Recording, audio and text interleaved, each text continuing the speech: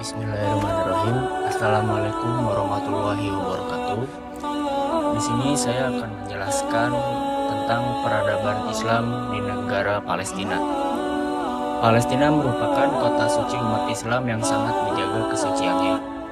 Palestina merupakan wilayah yang berada di timur dunia berdekatan dengan wilayah Jazirah Arab.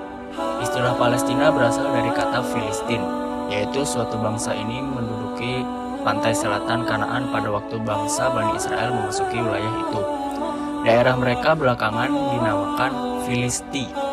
Nama ini pertama kali dipakai oleh Herodotus untuk menamai daerah di sebelah selatan Syria dengan ejaan Palestina. Kemudian istilah itu dipakai oleh bangsa Romawi juga. Negara Palestina sendiri terletak di bagian barat benua Asia yang membentang antara garis lintang meridian 15-34 dan 40-35 ke arah timur, dan antara garis lintang meridian 30-29 dan 15-23 ke arah utara. Tanah Palestina mempunyai keistimewaan dibanding dengan daerah lain karena merupakan bagian dari tempat diturunkannya semua agama samawi, tempat di mana peradaban kuno muncul, menjadi jembatan aktivitas komersial dan tempat penyusupan ekspedisi militer di sepanjang era bersejarah yang berbeda. Negara Palestina sendiri mempunyai jumlah penduduk yaitu sekitar 1,2 juta dan memiliki sekitar 94% tanah.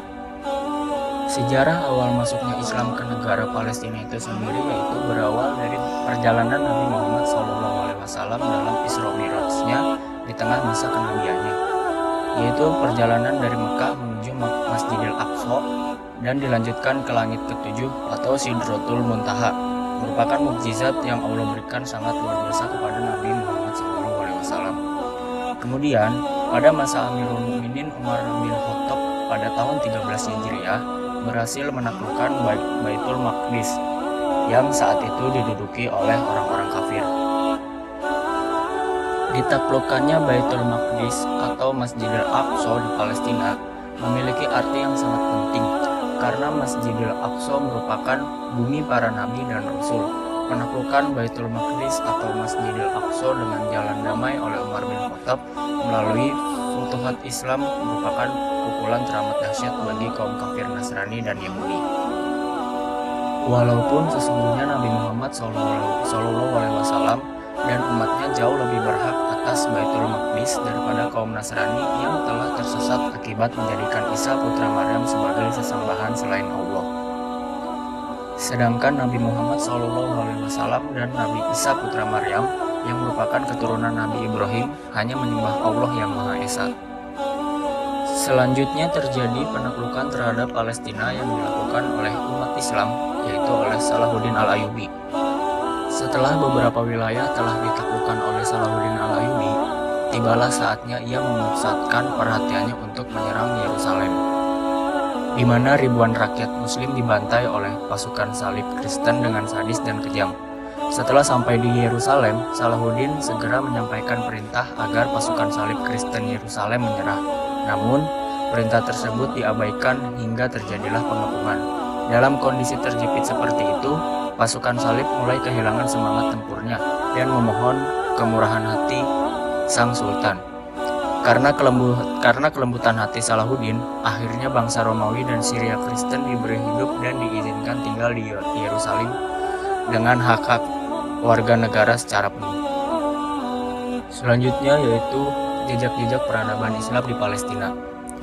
Umar bin Khattab radhiyallahu an dan para sahabat di bawah pimpinan Abu Ubaidah bin Al-Jarrah radhiyallahu an pernah membebaskan Palestina dari kekuasaan Bizantium, sehingga ketika itu rakyat Palestina berduyun-duyun memeluk Islam. Kemudian hari, Yerusalem dan Masjidil Aqsa berhasil dikuasai kaum Nasrani Eropa setelah mereka mengobarkan perang salib. Lalu mereka mendirikan kerajaan Nasrani di Yerusalem. Saat itu penguasa dinasti Mamluk, dinasti Zanki, dan dinasti Ayyubiyah terus melancarkan perlawanan menghadang kaum salibis sampai Yerusalem dan Masjidil Aqsa berhasil dibebaskan di era Sultan Salahuddin Al-Ayyubi rahimahullah, sehingga akhirnya berada di bawah kekuasaan Turki Utsmani. Masjidil Aqsa sendiri merupakan peninggalan jejak peradaban Islam yang paling agung dari peninggalan-peninggalan yang lain. Bagaimana tidak? Masjidil Aqsa pernah menjadi tempat perjalanannya Isra Mi'rajnya Nabi Muhammad SAW, dan juga Masjidil Aqsa merupakan peninggalan nabi-nabi terdahulu juga. Lalu di sini ada tokoh dan organisasi Islam di Palestina. Problematika yang kian terjadi dalam pergolakan tanah Palestina menyebabkan serangan-serangan politik oleh orang Barat terhadap umat Islam yang berada di Palestina, sekaligus ingin membantu orang-orang Yahudi dalam mendirikan negara Israel di wilayah Palestina. Upaya Muslim Palestina mempertahankan diri dan malah ingin melepaskan diri dari cengkraman negara Israel yang Yahudi tersebut diketahui dengan muncul gerakan, organisasi, dan tokoh-tokoh perjuangannya yang silih berganti. Di antaranya ada Fatah, Hamas, dan PLO atau Palestine Liberation Organization, adalah gerakan rakyat Palestina dan sebagai wadah perjuangan mereka untuk melawan Israel yang terkutuk. Di samping itu untuk membebaskan Palestina dari cengkraman penjajahan Yahudi Israel. Dalam upaya pembebasan Palestina dari Israel, pemuda Palestina yang ada di luar di negara-negara Timur Tengah ingin berjuang melalui organisasi, dan organisasi yang muncul pertama di kalangan Arab Muslim Palestina adalah Fatah. Fatah sebenarnya organisasi yang beraliran Marxisme dan sebelumnya sudah menyerap aspirasinya pada revolusi Aljazair. Mereka yang bergabung dalam Fatah atau Harakah Tahrir Filistin dan kemudian menjadi Harakah At-Tahrir Al-Watsani Al-Filistini.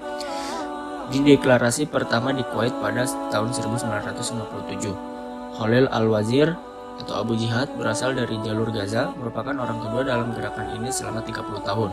Orang pertama dalam pembebasan adalah pemuda IM Palestina. Selain Fatah, yaitu ada juga Hamas. Tujuan Hamas didirikan adalah untuk memerdekakan bangsa Palestina, mendirikan negara berdasarkan Islam, dan membangun pendidikan Muslim guna mewujudkan cita-cita. Abdel Aziz Ali Abdul Majid Al-Rantisi lahir pada tanggal 23 Oktober 1947 di desa Bina, antara Askalan dan Yafa, sebuah desa yang termasuk Yavne modern, yang tidak ditempati pada tahun 1948. Sejak kecil, Rantisi tinggal di Yibna, dekat Jaffa.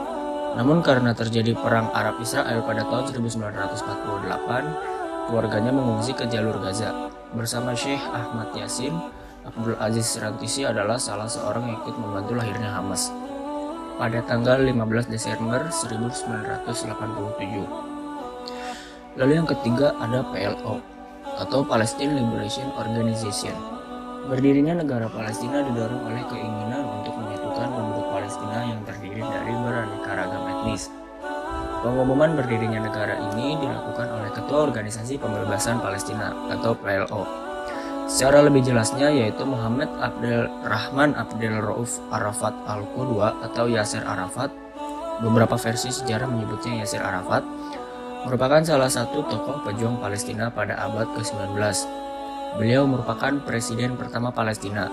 Awalnya, pada konferensi Arab tahun 1964, Yasser bersama tokoh Arab lain memprakarsai pembentukan organisasi rakyat Palestina sebagai bentuk protes terhadap berdirinya negara Israel pada tahun 1948 oleh PBB. Kemudian didirikanlah Palestine Liberation Organization atau PLO yang diketuai oleh Yasser Arafat itu sendiri. Selanjutnya di sini kita akan masuk pada pembahasan di mana kehidupan umat Islam kontemporer di Palestina. Semenjak adanya invasi Zionisme yang dilancarkan oleh pihak sekutu dan Israel, keadaan umat Islam di Palestina menjadi terancam.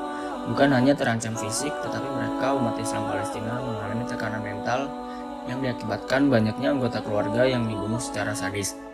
Hal yang disebutkan terakhir buktinya adalah bahwa di penghujung abad 19 dan hingga awal memasuki abad 20, umat Islam amat tergiur dengan kemerdekaan negerinya masing-masing. Hal ini tentu bukti kesuksesan Barat dengan politik negara bangsanya yang terkenal dengan semboyan, misalnya Mesir untuk Mesir, Mesir bukan untuk Turki. Ini awal terpecah belah umat Islam yang tidak lagi menjunjung tinggi nilai khalifah yang sudah diwariskan Nabi dan Khulafaur Rasyidin sebelumnya.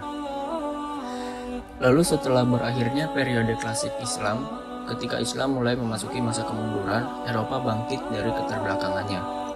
Pada fakta di lapangan, muncul kekuatan Yahudi yang sangat ambisi ingin menguasai Palestina. Kekuatan luar biasa yang menjadi pendorong kemunculan negara Israel di kawasan Palestina adalah ideologi Zionisme. Karena itu, Zionisme bertujuan untuk mewujudkan sebuah negara atau bangsa yang sepenuhnya Yahudi dalam etos dan karakter setelah berada di diaspora selama lebih dari 2000 tahun, dan dengan demikian mereka mampu survive di muka bumi. Mengetahui hal tersebut, kemudian beberapa negara-negara muslim ikut turut membantu dalam hal diplomasi yang perundingan untuk bisa membebaskan Palestina dari cengkraman Yahudi. Namun sangat disayangkan, PBB pun rupanya sangat tidak adil dalam memberikan keputusan kepada dua negara yang sedang bertempur tersebut. Bahkan banyaknya korban jiwa yang semakin menambah dan korban kekerasan semakin terlihat jelas. Sementara itu, terkait dengan konflik di jalur Gaza, sidang darurat PKPBB pada 31 Desember 2008 telah menghasilkan sebuah resolusi yang menurut elemen-elemen yang sebelumnya telah dikonsultasikan dengan Indonesia, antara lain mengecam keras serangan Israel, mendesak penghentian serangan oleh Israel, menyerukan perlindungan internasional terhadap warga sipil di jalur Gaza, mendesak pembukaan akses kemanusiaan di jalur Gaza, dan menyerukan bantuan internasional dalam mengatasi krisis di jalur Gaza. Negara Palestina merupakan negara yang secara legalitas mempunyai hak dan kewenangan sendiri dalam menjalankan pemerintahan dan menentukan wilayah negaranya sendiri. Bentuk pelanggaran yang dilakukan oleh Zionisme Israel telah mengakibatkan hilangnya rasa kemanusiaan dengan menginvasi wilayah Palestina dengan darah dan air mata. Pada intinya, umat Islamlah yang berhak untuk penempatan wilayah Palestina dengan runtutan periode sejarah nabi-nabi umat Islam yang telah memperjuangkan kalimat tauhid di bumi Palestina. Oleh karena itu, kepada teman-teman dan khususnya saya sendiri, setelah mendengar beberapa ringkasan yang sudah saya jelaskan tadi, diharapkan menjadi bisa lebih sadar akan kebengisan Israel dan sekutunya serta mau berempati kepada saudara kita yang berada di Palestina.